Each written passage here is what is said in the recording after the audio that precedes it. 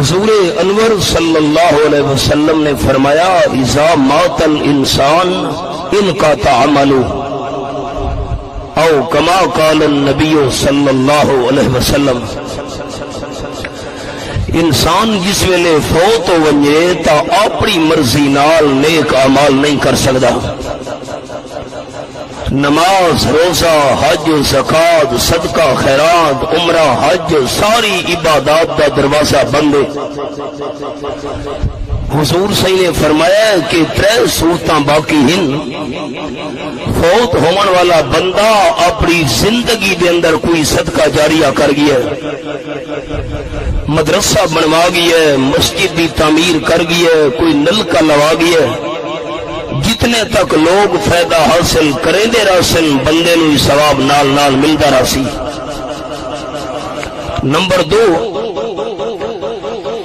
فوت ہون والا بندہ استاد ہے، دین دا علم پڑھا گیا ہے، لوگ اس علم تو فائدہ حاصل کریں دے راسن، شاگرد شاگرداں دے شاگرد اے دین دی تعلیم جاری راسی، استاد نو ہی ثواب نال نال ملدا راسی۔ تے تیسری گل انہاں 2 یتیم بچاں دے حوالے نال، او ولد صالح یدعو لہ او کما قال النبی صلی اللہ علیہ وسلم،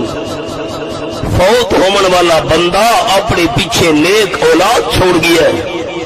نیک اولاد دعا کریں دی راسی، ایک قید اتفاقی ہے کہ دعا تو علاوہ جتنے بھی نیک اعمال کریں دی راسی والدین نو ثواب نال نال ملدا راسی۔